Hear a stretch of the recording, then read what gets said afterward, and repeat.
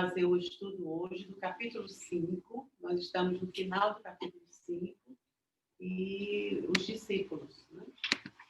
Vamos então começar? Vamos lá, então, todo mundo escutando direitinho.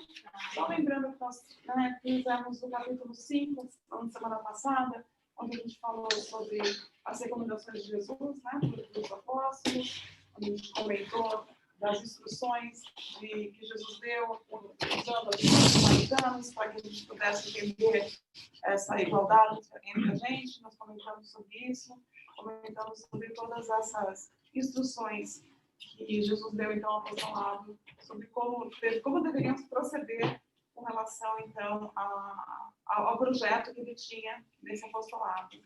Aqui já está, aqui nesse Todavia, já é aqui, Lina? Está na tela? Posso começar aqui? Olha, hoje nós estamos com a coordenação de Estela, Humberto, Ronaldo e Rafael, que está também online. E aqueles outros que queiram dar os seus pitacos maravilhosos, e sem eles o estudo não se faz profundo. Sim, por favor, né? Para ajudar a gente a continuar aqui. Então, as recomendações. Sim. Tudo Está certo? certo aqui? Não se vê. As recomendações, as recomendações. Entregar. Aqui, é aí. É verdade, a gente As recomendações de Jesus. Isso. Uma oração. A gente fez, a gente estava na metade, eu terminei a oração quando parou a voz, Márcio, por isso eu segui, a gente fez aqui, para não atrasar mais ainda, mas aí 5 já. Jesus também. Jesus estava vendo, mas ninguém Ele é testemunha. As boas intenções. Então, olha só, né? Dentro dessas instruções que Jesus deu, no finalzinho aqui em cima, onde ele disse, né? Não tem mais, pois porque um homem vale mais que muitos passarinhos. E a gente continua. Empregai-vos no amor do Evangelho, e qualquer de vós que me confessar diante dos homens, eu confessarei igualmente diante do meu Pai, que está nos céus. Alguém quer fazer algum comentário? Humberto, alguém aqui? Onde que é? Esse parágrafo Finalzinho. Esse aqui. Finalzinho de cima. Ela acabou de ler ali agora. A outra parte. Quer dizer, ele convida, né, a todos para se engajar nesse propósito de espalhar o Evangelho, espalhar o amor, né? Que ele estaria sempre também fazendo isso. Quer dizer, não é só aquele grupo de discípulos, é como se todos fossem, qualquer um que levante essa bandeira, qualquer um que queira, num momento ou no outro, reconhecer-se, né, também nesse caminho, ele igualmente vai reconhecer diante do Pai, né? Reconhece aquele discípulo. Esse é o convite, acho que de Jesus falar para a gente do caminho dele, né? De fazer com ele mais, o exemplo, ele como exemplo. Eu tenho uma pergunta para fazer. Pode dar um exemplo sobre confessar diante dos homens na vida atual? O que Jesus fala sobre isso? Não, você se confessar diante dos homens é você espalhar essa proposta. Espalhar a boa nova. Jesus, aonde você estiver, na sua família, no seu trabalho, você viver aquilo. Não é só espalhar como um pregador, que sobe na tribuna e prega. Mas essa proposta ser a sua vida. Né? Porque era esse o convite de Jesus. Por isso que ele dizia, eu venci o mundo. Ele venceu o mundo porque ele era como era. Ele não só dizia que era bom ser bom, ele era bom. Então era isso que ele dizia a gente. Eu não fico entregando que tudo é maravilhoso, que faça isso que é bom, que ame que é maravilhoso. Faça você. Né? Ame, respeite, integre-se. Né? E dentro desse contexto, eu posso colocar que hoje, me confessar diante dos homens é seguir as leis que já estão conosco. Então, hoje, talvez não é subir, né, como ele fala, e ficar propagando. Hoje, mais as suas atitudes valem muito mais do que o seu discurso. Acho que eu entendo, se eu transportar para o dia de hoje, é a gente viver as leis que já estão dentro de nós. Haja visto que ele não escreveu nada. Ele ele já era assim.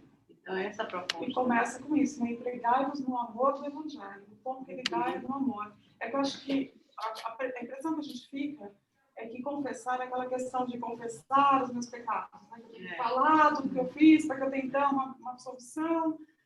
né, de uma pessoa, de uma líder espiritual, para que ele me absorva dos meus pecados. Mas aqui, nessa proposta que vocês estão colocando, que eu não tinha pensado assim, isso mesmo, de confessar, de professar.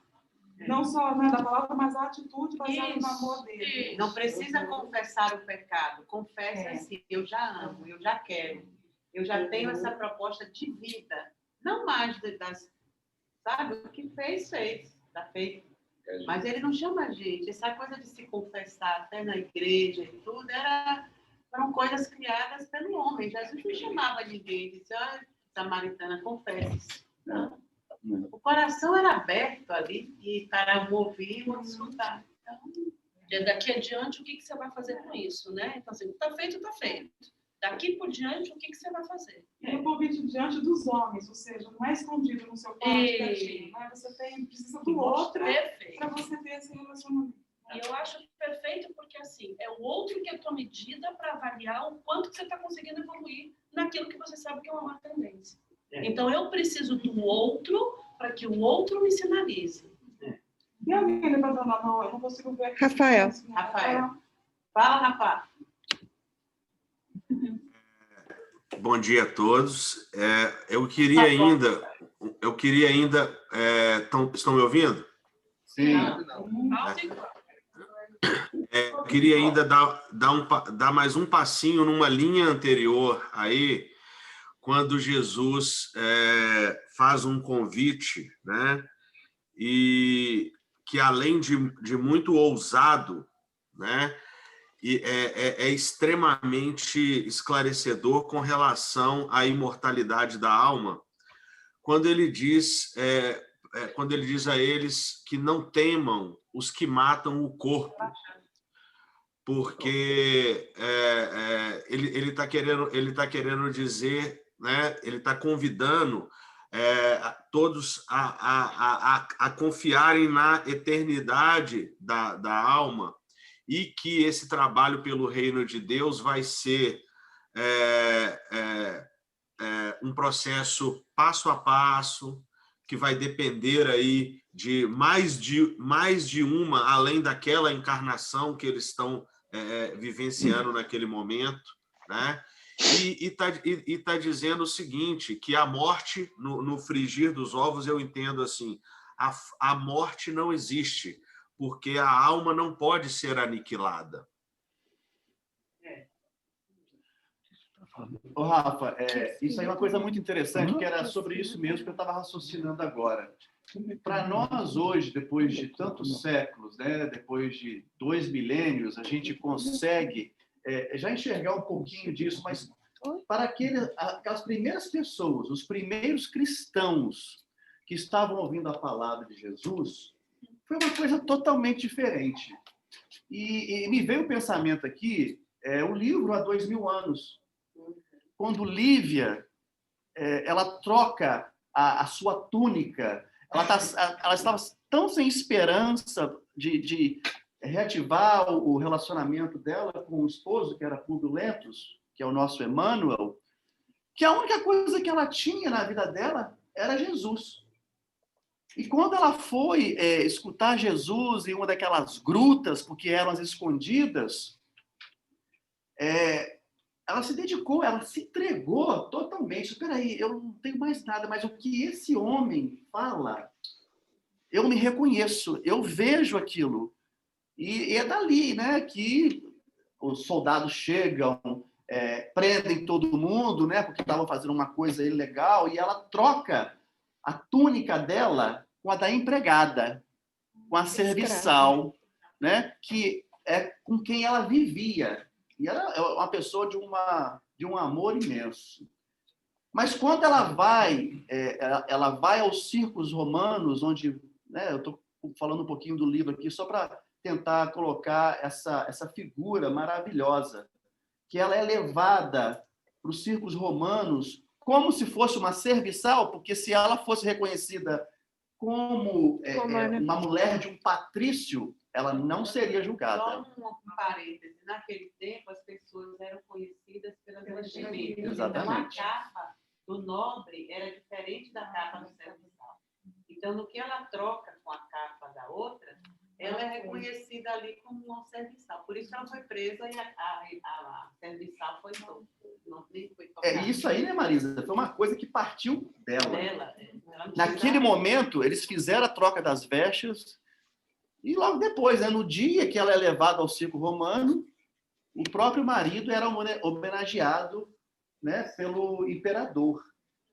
E ela se entrega totalmente. Então, assim, para essas pessoas, eu tô falando isso, estou contando um pouco disso. Eu não tô querendo... Ela tirou o privilégio que ela tinha. O que aconteceu? Eu não sei, o Ricardo querendo falar alguma coisa. Desculpa, gente. Meu Deus do céu. O que eu tô dizendo isso, que é porque as pessoas não tinham muita ideia do que realmente estava acontecendo com elas. Admitir. Mas a modificação que elas sentiam era tão grande, a confiança no Cristo era tão grande. Olha, isso aqui é algo totalmente desconhecido para mim, mas eu me entrego. Então, esse foi um exemplo, o exemplo de Lívia. Mas assim, né, os séculos decorreram, né, as pessoas foram levadas, eram feitas de tochas, aquela coisa toda, mas elas se entregavam. E tão grande, tão preciosa que era a palavra do Cristo, né? dava tanta força. Exatamente. E a parte material da vida desapareceu. Os relatos, né, Marisa? Os relatos, as pessoas entrando e cantando na hora da morte. Mas sabe que interessante, né? Aqui ele fala, diante dos homens, não foi o que ela fez? Ela trocou uma coisa totalmente material, que foi a vestimenta. O testemunho dessas pessoas no circo, que viram eles morrerem cantando, foi o quê? Diante dos homens. Perfeito. Alguém quer falar alguma coisa? Márcio. Alguém levantou a mão? Márcio. Fala, Márcio. Oi, bom dia para todo mundo. É interessante o que você está falando, Ronaldo, porque a gente vai entrar agora num capítulo, né, que fala muito de Judas, né? E Judas, eu fui ler um pouco mais a respeito dele, né, num outro livro de Humberto, e ele usa exatamente as palavras que você tá usando, né, contando a respeito do momento onde ele realmente conseguiu, com a consciência dele, ficar em paz. E ele fala, foi no momento em que eu me entreguei por amor ao Cristo, né, numa encarnação posterior que teve, onde ele passou por uma coisa muito parecida com o que passou Jesus, né, no tempo lá que a gente estuda, 2000 anos atrás. Era só isso. Tá? Só um detalhe interessante aqui, porque eles contam, se não me engano, conta no livro, que quando Lívia foi arrebatada pela pata do leão, antes da pata bater nela, ela já estava fora do corpo há muito tempo. Normalmente os mártires... Muito tempo. O único mártir que ficou até o final foi Jesus, porque dali mesmo ele coordenava o mundo espiritual, o socorro, ajudas, o que deveriam fazer, e coordenava a parte material da vida, né? Entregando a mãe a João Batista. Mas assim, ele ali, mas não estava no corpo ali amarradinho, é a mente trabalhando os dois planos da vida. Então, a gente sabe que o homem pode ter esse controle também. Você está em um processo de martírio, não sentir o martírio do corpo, porque quem está agindo é o espírito. Então, quando o espírito está agindo, você pode estar na maior dor física. Aquela dor não lhe aniquila. Você sabe, não, estou aqui, estou deitada aqui nessa cama, isso aqui me dói um pouco, mas eu preciso trabalhar minha mente para outro propósito. Então, você sai dali e o corpo continua, né? É muito bom a gente saber. A gente só não, porque o espírito não se aniquila por nada. Né? Não foi o fato de Jesus receber aquela lança, aquela coisa, coroa, e o sofrimento todo, o martírio todo, que iria sofrer. Se Paulo de Tarso, que era Paulo de Tarso, ele disse que o momento que ele mais se sentiu em paz e serenidade foi quando ele estava em profundo martírio. Aí ele diz, ninguém mais me molesta, porque é o Cristo que vive em mim. Ele não vive mais. Então, é aquela coisa de você usar o espiritual, a força do espírito, para sobrepor a matéria. Andar no mundo físico, porque esse é o propósito. Estar no mundo físico como espírito imortal. Mas a gente se vê muito como personagem. Né? Eu sou Marisa, eu estou Marisa, mas eu não sou Marisa. Então, o tempo todo a gente tem que se dizer isso. Isso é um personagem dessa experiência. E daqui a pouco acaba e eu vou ter outra experiência, como se fosse um teatro, uma coisa. O Ayrton levantando. Aí, fala Bahia. Aí tu tá em Curitiba. Bahia? Falou Bahia.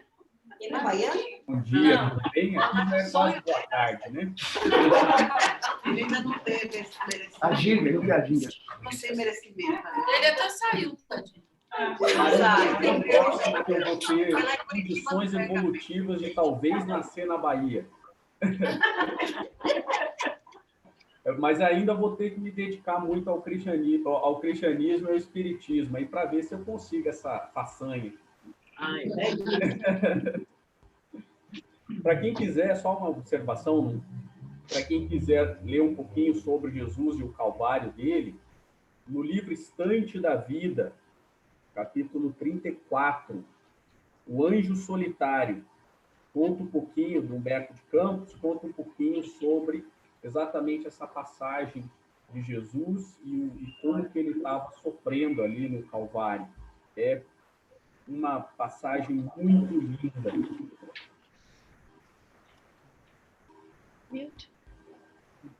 Aí já está com a Jane ali. A Jane está Com a Joseli.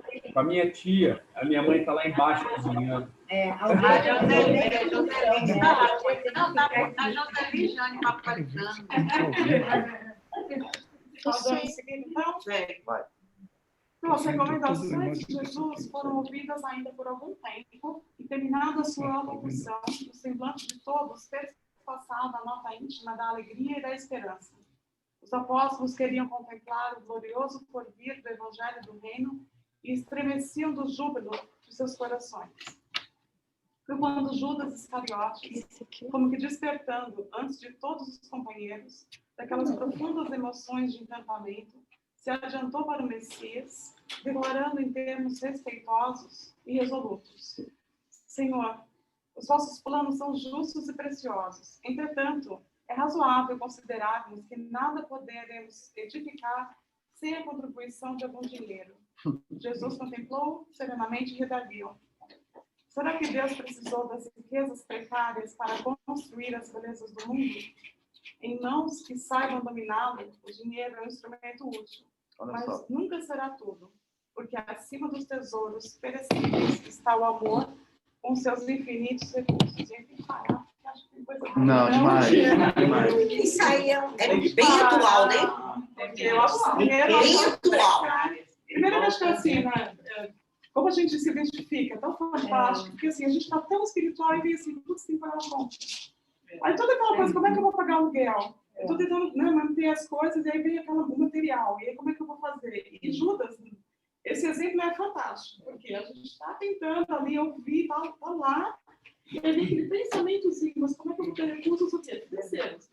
Então ainda... Não, mas o bom é a gente ver assim, os recursos materiais são necessários. Mas a gente não pode achar que eles se sobrepõem ao amor que ele coloca como recursos precários. Serão sempre precários. Primeiro porque todas as vezes que você mergulha no material, aquele recurso sempre é pouco. Você quer sempre mais. Né? Então, você passa a olhar o outro, não para o outro como um irmão, como um companheiro de jornada. É o outro pelo que ele tem. Então, a gente vai se materializando desde quando dá esses recursos precários um valor que ele não tem. Ele tem um valor devido para a vida física, mas ele não é tudo. E a gente, às vezes, quando não tem esse valor precário nas mãos, se sente na lona, se sente a pior das pessoas.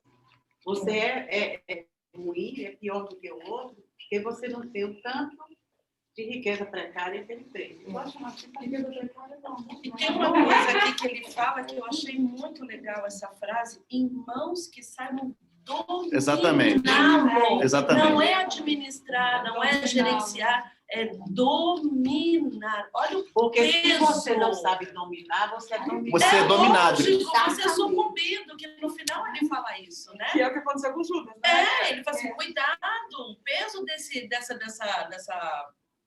saquinha aí não pode ser maior. Já conhecendo totalmente tudo sobre o Judas. Então ele fala dominado.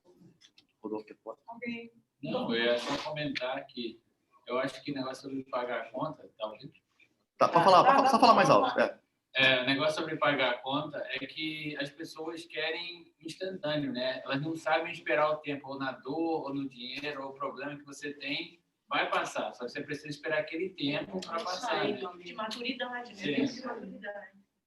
É isso aí. Alguém tem que levantar a mão? Não. Humberto, tá aí? O Beto está muito calado. Quietinho, Humberto. Eu só queria voltar um pouco, queria dar uma rebobinada aqui na leitura, um pouco acima. Eu achei muito interessante todos os comentários feitos quando vocês abordaram as questões da dor em relação à condição do espírito mais evoluído. Na verdade, a ligação do corpo através do perispírito, nas suas subdivisões, para chegar no espírito, ela existe, mesmo no espírito mais evoluído. O que ocorre para uma situação dessa, em relação àquilo que nós conhecemos, é que não há uma representatividade do espírito numa peça teatral daquilo que ele esteja sentindo dor. A dor, ela passa a ter uma condição secundária, como acontece conosco. Quantos de nós já não tivemos um problema de saúde, ou mesmo um ferimento, que nós, quando damos total atenção ao ponto, a dor ela é ressignificada, ela toma uma dimensão muito maior. A Carol, que está nos ouvindo, que é médica, pode até entrar em detalhes, em maiores detalhes.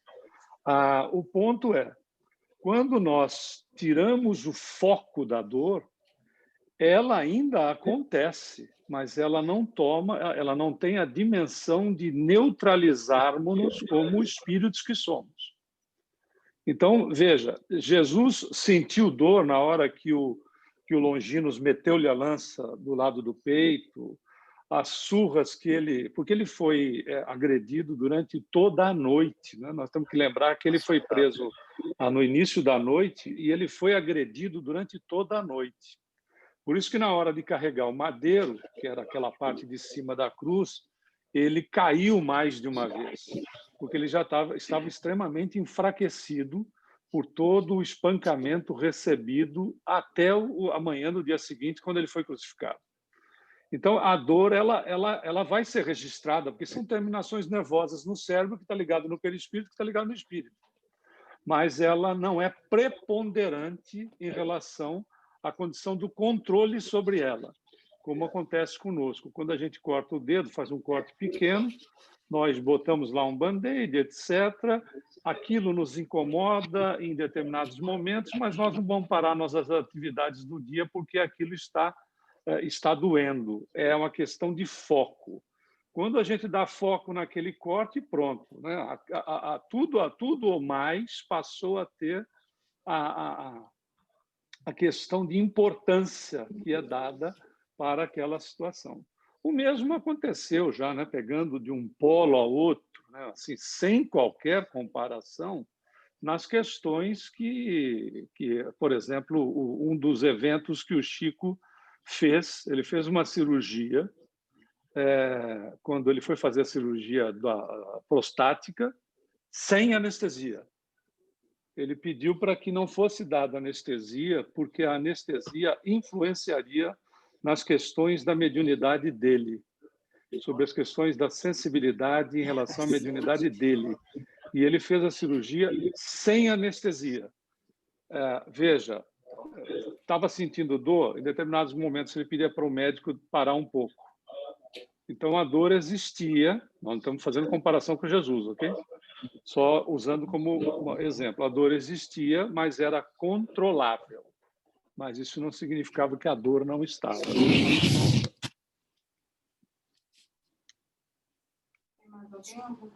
Eu vi, pela história de Chico, né, você vê num momento desse, de uma cirurgia no corpo físico, ele fazer sem anestesia e poder controlar a dor, né, no corpo. Mas quando ele perde aquele irmão que fica com as crianças, fica com a mulher, né, desorientada, a cunhada desorientada, que ele chora de aflição.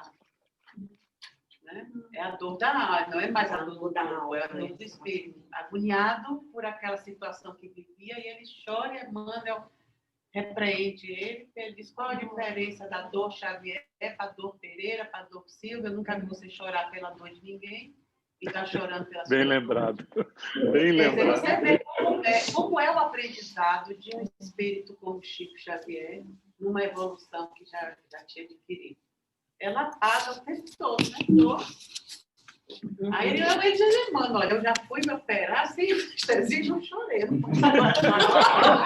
me deixa chorar, pelo amor, só um pouquinho. Mas era a queixa, não é chorar pela dor, é a queixa de uma situação que é temporária, porque tudo na vida é temporário. Então, você não deve chorar, você deve agir.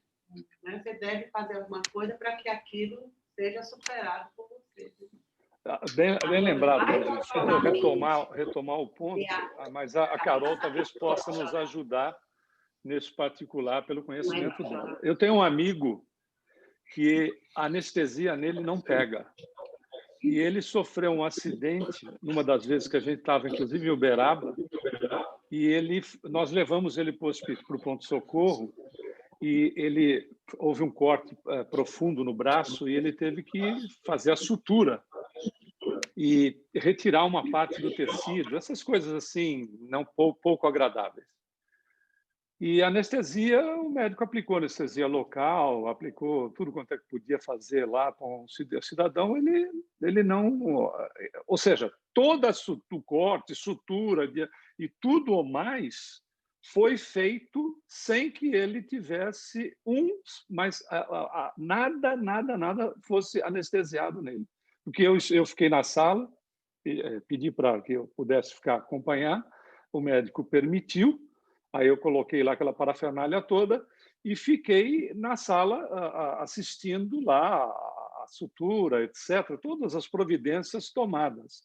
E ele ia narrando o que o médico estava fazendo sem que ele visse. Né? Ou seja, não tinha anestesia nenhuma. Eu não sei como é que isso é possível. A Carol, que com o conhecimento dela, poderia até nos dar uma luz nisso, né? Nessa condição do que o organismo, por que um organismo de uma pessoa simplesmente a anestesia não faz efeito. Me veio aqui que pode ser as questões ligadas, não, teria que neutralizar o perispírito, e aí não neutraliza. Bom, enfim, se a Carol puder uma hora dar uma palhinha para a gente, seria interessante.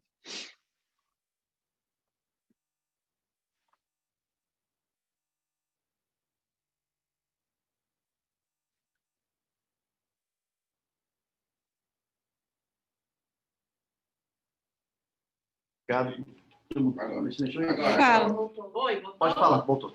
Então, a pessoa tomou a anestesia para fazer, acho que na época foi uma colonoscopia, e houve a sedação, mas não houve depois de alguns minutos, essa pessoa acordou e continuaram lá o processo, né, da colonoscopia com a pessoa acordada, sem sentir dor. Era como se o corpo tivesse ainda, vamos dizer, sedado, mas a mente não. Então, não sedou a pessoa totalmente. Então, a pessoa assistia tudo sem sentir a dor. Não faz muito tempo, eu assisti uma cirurgia online, uma cirurgia de cérebro, onde o paciente tocava o violino ao mesmo tempo que era operado. É como se não precisasse. Você seda, a anestesia parte que vai ser mexida. Mas é como se fosse uma anestesia local. Mas não há como sedar a pessoa totalmente. Entendeu? Você fica com seus... Eu volto para Carol fazer uma palestra sobre isso. Eu também acho. Eu sou super sensível à dor. Eu tenho dores que são fortes e não entendem o meu grau de dor. Eu entendo. Se alguém fizesse... Eu entendo. Mas tem uma coisa muito interessante sobre a dor e o sofrimento. Eu queria mencionar isso. Dor e sofrimento. Mas você não, sofrimento, a dor. Não, eu vou falar isso porque foi uma experiência que eu tive com a minha esposa, mais ou menos 2 anos atrás, quando a minha esposa teve um câncer muito agressivo. E nós entramos no hospital, foi uma coisa assim, uma experiência que eu não posso nem assim narrar, só para nós que vivenciamos, né? E eu me lembro que a cirurgia dela demorou 8 horas.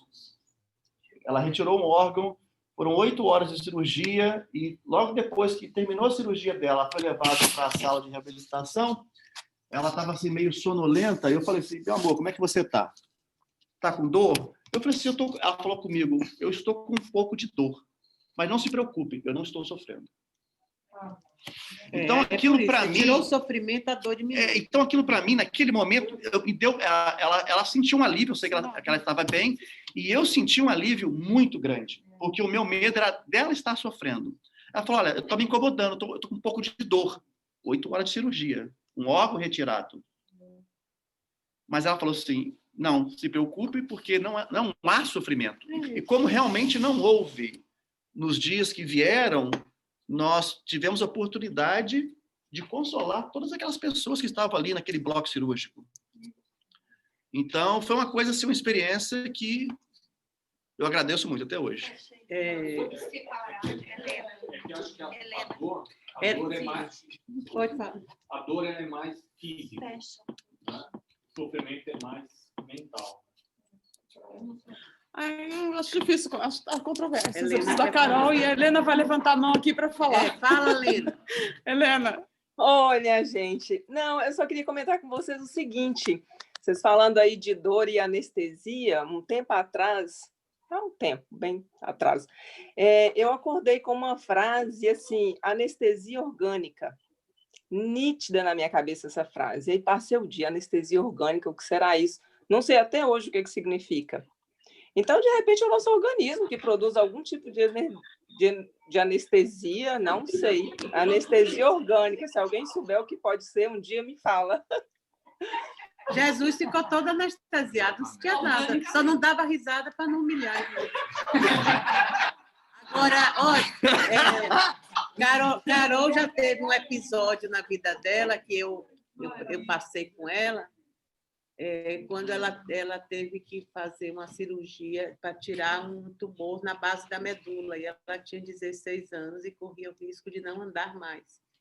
E não tinha nenhum assim, os médicos perguntaram, ela caiu, ela teve algum acidente, ela não tinha tido nada, nenhuma pancada assim que pudesse desenvolver, e desenvolveu, né? Então, eles fizeram essa cirurgia e me disseram que ia durar 8 horas de cirurgia. Vários médicos foram convocados no hospital porque era inédito uma pessoa da idade dela desenvolver um tumor assim sem nenhuma pancada e sem nenhuma coisa física, né, que pudesse provocar. Eu sei que aí pronto, mas antes disso nós levamos ela no centro para fazer a cirurgia espiritual.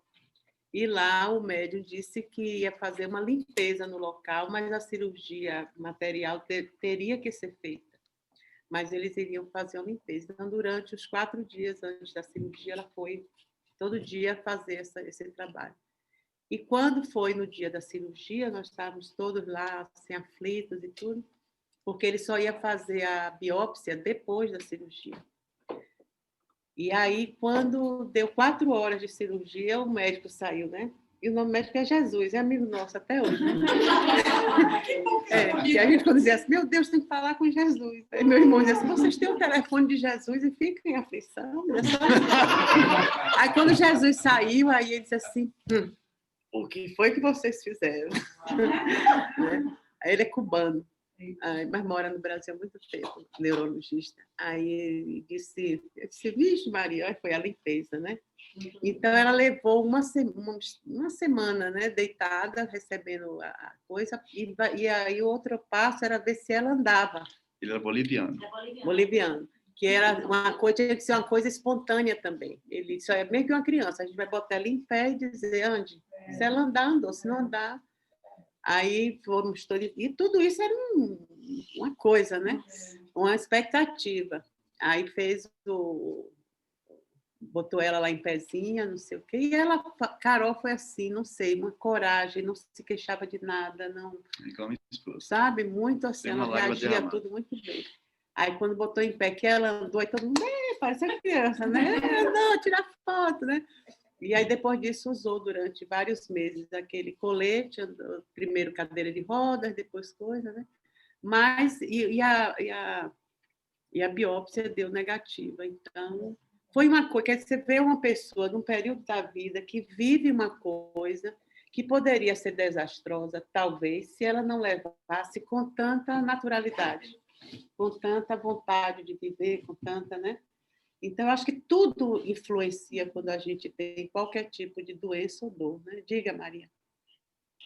Eu estava ouvindo o que ele falou da esposa dele, que a esposa dele não estava sofrendo. Eu passei por uma esterectomia no ano de 2000 e eu sofri muito. Foi quando começou a minha síndrome do pânico. Eu me senti mutilada. Mas eu me sentia mesmo mutilada. Foi horrível para mim. Eu acho que tudo é a preparação que você tem, a preparação espiritual para aceitar aquilo ali. Naquela época eu não tinha preparação nenhuma. Foi muito sofrimento para mim e eu me sentia por dentro mutilada. Eu vou falar uma coisa para a senhora, porque quando a minha esposa teve essa operação, só para encurtar um pouco aqui, no dia seguinte, ela falou assim, meu bem, eu estou com a vontade de escrever muito grande. A minha esposa, ela é palestrante. Eu falei, escreva. Ela pegou o iPad dela, ela escreveu 5 páginas sobre o que ela vivenciou. Eu vou trazer para vocês que é uma coisa que eu acho que estava fora do corpo mesmo. Porque era de uma grandiosidade, era de uma clareza que uma pessoa que estivesse na dor e no sofrimento não poderia escrever aquilo. Isso foi no dia seguinte. Ela escreveu 5 páginas. Ela falou, eu tenho que escrever. Então escreva. Agora, uma coisa boa da gente saber, assim, quem sofre não quer dizer que sofre porque está mentindo, podia fazer, podia acontecer, não. Como a caminhada é para todo mundo, para todos. Por exemplo, você agora já passou por isso, você agora sabe que pode vencer isso, talvez numa próxima encarnação, se vier uma dor, você tire de letra como a esposa dele tirou. A gente não sabe em quantas encarnações ela esperneou também, igual a gente esperneia, para chegar a isso. Então, não tem ninguém fraco nem ninguém forte. Às vezes, a gente está forte numa coisa e fraco em outra, é assim, a gente vai sempre mesclando. Eu me lembrei de Carol, ela queria até ir para um show. Ela queria até ir para um show. Meu pai falou, você não vai, de colete. E ela, eu vou, meu pai, nem que Jesus desça aqui. O boliviano? E ela foi, ela não foi para o show. Ela não foi para o show. Imagina o show lá na rapaz. Você vê a cabeça. A Carol, ela tem que dar essa palestra. A Carol tem que ajudar a gente. Eu sei que ela está falando para ela. Carol, você tem que vir aqui. Acho que eu Santos. A Carol devia ter ido. A Carol tem que explicar para a gente. Eu queria falar também. Na palestra que ele fala que os cientistas estão estudando os camelos, porque eles são uma fruta com muito espinho, que eles comem felizes e a boca sangrando. E as pessoas não entendem como é que o camelo bebe água, mas come essa fruta super feliz, e você vai tentar tirar a boca dele e te morde. Acho que eles são bem tapadinhos, né? Bem masoquistas. Alguém mais tinha levantado a mão aqui? A Diana. Bem rápido, Diana. Diana, porque você sabe, né? Da minha perna, eu passei por 6 cirurgias até chegar na operação final. Aí, no processo da amputação, antes dessa amputação, depois que eu estava em recuperação... Mais alto, fala mais alto. Vou falar um pouquinho mais alto. Quando eu estava em recuperação, surgiu um abscesso. Quebrou um ponto lá e surgiu um abscesso. E quando os médicos tinham que retirar. E aí eu fui lá para ver se cirurgia de novo. E a médica falou, a gente vai sair da anestesia local, mas a coisa imensa, para mim o que foi mais doido. Até ficar todo o corpo anestesiado. Só que o abscesso era mais profundo do que eles pensavam. Aí eles não tinham mais como Aí é assim, porque eu preferia anestesia local, porque eu tinha trauma. Da anestesia geral. Quando eu acordar, era horrível. Aquela sensação de que eu não conseguia acordar. Aí eu falei, eu prefiro a local. Aí tudo bem, mas a anestesia foi do meu lado. Você deve ver, nas minhas injeções, quando ela falou que o processo era mais profundo, 5 centímetros, e quiseram me convencer a tomar a injeção geral. E eu falei, não, era meu trabalho tão grande que eu falei, não, deixa. Aí fizeram assim. Aí eles falaram assim, você vai sofrer, cara, por isso não tem problema. Pô, isso foi por cima de mim, não dá para que eu não... Aí você já gostou, já ficou mais anestesiada. O cara era muito na época. Aí ele foi em cima de mim assim, cara, e eles realmente me continham quando doía. Mas eu espero que muito mais fundo para arrancar aquele acesso, e eu já não tinha mais acesso à anestesia. Mas eu não lembro dessa dor. Eu sei que doeu muito na hora. Foi o carinho. Alguém mais levantou a mão? Alguém levantou a mão aí? Não. Pois não. Não, né? Não, então continue. Vai continuar a leitura? Tem que mexer na tela aqui. Eu tô Aqui, com acesso agora? Em meio da surpresa geral, Jesus... Em meio da surpresa geral, Jesus, depois de uma pausa, continuou. Interessante essas pausas de Jesus, né? Não, para ver se a gente... Isso aqui agora, gente. Se a gente... a pausa essa pausa aqui nossa foi grande, né? No entanto, Judas, embora eu não tenha qualquer moeda do mundo, não posso desprezar o primeiro alvitre dos que contribuirão comigo para a edificação do reino de meu Pai, no espírito das criaturas. E eu, quando li isso aqui, fui procurar alvitre, porque eu não sabia, que é lembrança. Então, assim, nesse momento aqui, Jesus está... Isso aqui foi de uma beleza tamanha para mim, assim, o respeito de Jesus ao livre-arbítrio de Judas. Tipo assim, né? Entender a ele que eu não posso desprezar esse primeiro ouvir, o primeiro conselho que eu estou ouvindo dos meus apóstolos. A humildade de Jesus de parar e ouvir um comentário de Judas com relação à falta de recurso precário e ter esse respeito por ele, né? E falar exatamente isso, entender. Então ele fala, põe em prática a tua lembrança, mas tem cuidado com a tentação das posses materiais. Organiza a tua bolsa de cooperação e guarda contigo. Nunca, porém, procures o que ultrapasse o necessário. Assim, a sabedoria de Jesus de entender onde estava Judas, o que tudo ia acontecer com Judas, aceitar aquele palpite dele, não falar para ele, que é isso, né? Deixa de ser boba, tá pensando que... Não, aquela coisa de Jesus. Não, e saber que é necessário também. E que é necessário. Mas é como Emmanuel nos traz depois, né? O necessário e o supérfluo. Tenha cuidado e não viver com o supérfluo e viva no necessário, com muito cuidado também, porque até o teu necessário ainda é supérfluo. E organiza a tua bolsa de cooperação, né? Organiza a tua bolsa de cooperação. Quer dizer, ele não está falando, para, joga fora. Não, organiza, é só organizar. Como você falou, dominar, né? É a medida do que ele ia fazer com aquilo. E aí nunca, porém, procures o ultrapasso necessário. E a bolsa de cooperação, ou seja, também coopere. E como é presente esse assunto atual. Muito bom, muito presente. Verdade. Para que comprar? Para que eu preciso? Eu quero? Porque se até isso que a gente diz assim, não, eu sou super contida nessas coisas.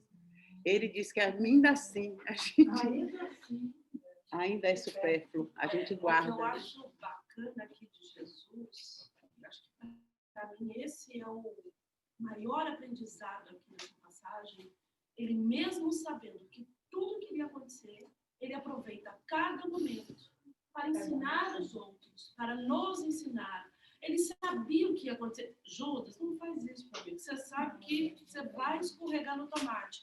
Ele não. Respeito o que você está trazendo. Faz sentido. Embora saiba que você não vai sucumbir, vai conseguir. Entendeu? Mas faz sentido. Então, aqui, mas não derruba o caminho, né? E assim, então, para todo mundo, vamos aprender a cooperar, vamos entender que dinheiro é importante, mas a sua justa medida. Isso não pode ser maior do que os bens morais. E ele vai caminhando com a paciência. Né? Mas acho que essa paciência é de quem já passou por isso, né? Aí olha para a gente e diz assim, bom, não adianta eu apressar. Mas eu vou deixar logo uma lição que vai servir para os vindouros também. É isso aí. Alguém online quer falar? Cadê os meninos? Rafael, Beto, Ayrton? Não vai indo, senão a gente não termina. Ah, tem 5 minutos, né? Alguém em 5 minutos quer falar alguma coisa? Mas leia mais. Então, eu vou terminar aqui, tá bom? Aí a gente fecha com os comentários. Então, ali mesmo, pretextando a necessidade de incentivar os movimentos iniciais da grande causa, o filho de Iscariotes fez a primeira coleta entre os discípulos. Todas as possibilidades eram mínimas, mas alguns pobres denários foram recolhidos com interesse. O mestre observava a execução daquela primeira providência com um sorriso cheio de apreensões, enquanto Judas guardava cuidadosamente o fruto modesto de sua lembrança material. Em seguida, apresentando a Jesus a bolsa minúscula, que se perdia nas dobras de sua túnica, exclamou satisfeito: Senhor, a bolsa é pequenina, mas constitui o primeiro passo para que se possa realizar alguma coisa. Sabe o que eu lembrei agora? Não sei se Zito lembra. Quando nós fizemos a primeira reunião para abrir o centro, na casa de Ramatiz, lá em Del Rey, eram umas 30 pessoas e todos foram avisados, devido a essa lição, todos foram avisados assim: traga o que você tiver em casa, moeda, sabe aquelas que você guarda para fazer. Naquele tempo é só, né? E aí foi todo mundo assim com as moedas na mão, foi tão interessante. Aí botamos no meio da sala, todo mundo botou sua coisa, que depois a contribuição de todos para a gente abrir a firma, né, do centro, a papelada, as coisas. Mas foi tão gostoso, tão interessante, não foi? Que todo mundo levou. A gente levou um saquinho. Eu sei, só que... Eu tenho dinheiro aqui, não é dinheiro, é aquela contribuição simbólica. As reuniões eram na... Não sabia quanto tinha, né? Muitos não sabiam quanto tinha. As reuniões naquele Clubhouse, né? Aí depois passou. Lê a última frase. Jesus fitou serenamente e retrucou em tom profético: Sim, Judas, a bolsa é pequenina. Contudo, permita a Deus que nunca sucumbas ao seu peso. Como sucumbiu, é quase que uma... Eu no mundo espiritual dizia: você roubou praga. Ele tinha que ter na hora me segurado, me amarrado. Que coisa, Alguém né? quer aumentar rapidinho? Mas a gente é assim, né? É com os filhos, né? Às vezes você sabe, é até com a gente mesmo. Você sabe que está assim na beira do abismo, né? Por mais que as pessoas tentem assim com jeitinho. Eu acho que para mim fica essa lição, acho que é porque eu estou martelando muito nisso, esse respeito ao livre-arbítrio, é claro, eu vou falar disso, né? Não tenho estudado na palestra. Mas é isso, olhar o outro, e às vezes, né, a gente nem tem esse conhecimento de Jesus, longe disso, mas achar que aquilo está errado e não conseguir respeitar aquilo. E Jesus, com esse peso todo do que ia acontecer, ter essa clareza aqui de pensamento, né? Tá um pouco apreensível, mas respeitar isso. Por isso que ninguém deve ser detonado, abandonado pelo modo que pensa, que age, porque está todo mundo no seu caminhada. Momento, e vai ser... Ao mesmo tempo que ele sabia que Judas, acho que mais importante, Jesus sabia que Judas ia fazer o que ele fez, ele já sabia que Judas ia conseguir superar tudo aquilo que ele fez depois, lá na frente, com as reencarnações, e sair daquilo. Acho que isso que pega em Jesus. Mais do que saber o que ele ia fazer, saber a recuperação daquele espírito. A semente que estava lá, né? Uma coisa muito interessante, que todos esses avisos, essas red flags que Jesus, né, indicou para Judas, quem vivenciou muito isso e levou ao pé da risca mesmo ali, centímetro por centímetro, foi Chico, né? Com todos aqueles livros escritos, com toda a sua dificuldade financeira que ele passou, né? O pai tentando ele, o pai dele, né? O pai do Chico, né? Falando: olha, esses espíritos aí, não dá para chegar um pouquinho para a gente, não está tendo dinheiro para pagar aluguel, né? A dificuldade financeira era tamanha. E o Chico, olha, é um ensinamento, uma coisa assim, tremenda. O Divaldo, né? Valdo Vieira. O Valdo Vieira, você está falando? Com Chico. Que era o companheiro da mediunidade também, né? Um escrevia uma página, o psicografava outra. Então, era uma combinação, uma parceria, né? Mas, na hora H, teve esse mesmo interesse material. Né? Por que não pode ficar para nós, vai ficar para outros? Aí você vê que Chico, ele se distancia de Chico, fala mal de Chico o resto da vida, funda uma doutrina lá dele, coisa. Lá em Brasília. Né? fica na obscuridade e Chico é essa estrela que sempre foi, né? Exemplar. É. O Rafael quer falar alguma E coisa nunca aí. disse assim uma palavra dele. Rafael quer falar para a gente poder finalizar, então? Diz, Rafa. Rafa. Ok. Não, é só, eu estava pensando aqui, quando a Estela fala desse respeito ao livre-arbítrio, né? Eu ainda vi eu sempre tento trazer uma comparação para a nossa vida, pessoalmente, nos dias de hoje. O respeito e a dimensão do amor aí de Jesus, no caso de Judas, ele é tão grande, né, que mesmo Jesus estando ali do lado dele, ele conseguia ver, além da certeza de que ele se recuperaria, a necessidade que cada espírito tem de passar pelos compromissos que ele precisa resgatar, né? E isso, se nós trouxermos para os nossos dias de hoje, né, nos dá um certo conforto de que nós precisamos ter paciência, muitas vezes, nos momentos em que a gente deseja abreviar o sofrimento que a gente está enfrentando ou a dificuldade que a gente está enfrentando, né? Então, a gente precisa lembrar sempre que, ainda que Jesus estivesse aqui do nosso lado hoje, caminhando conosco, não seria possível que nós pulássemos, né, uma experiência ou uma dificuldade que é necessária para o nosso crescimento pessoal.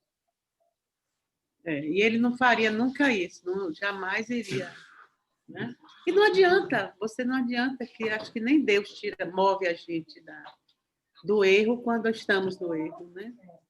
É uma coisa que quem enxerga somos nós. Né? Ao mesmo tempo, o nosso nível de consciência a respeito das nossas dificuldades, que em alguns de nós e para alguns aspectos de entendimento, por causa até da doutrina hoje, são um pouco melhores, né? Eles já nos minimizam o sofrimento. Né? Porque se nós não tivéssemos esse conhecimento, esse esclarecimento um pouquinho mais expandido, o sofrimento, a queda poderia ser ainda muito pior.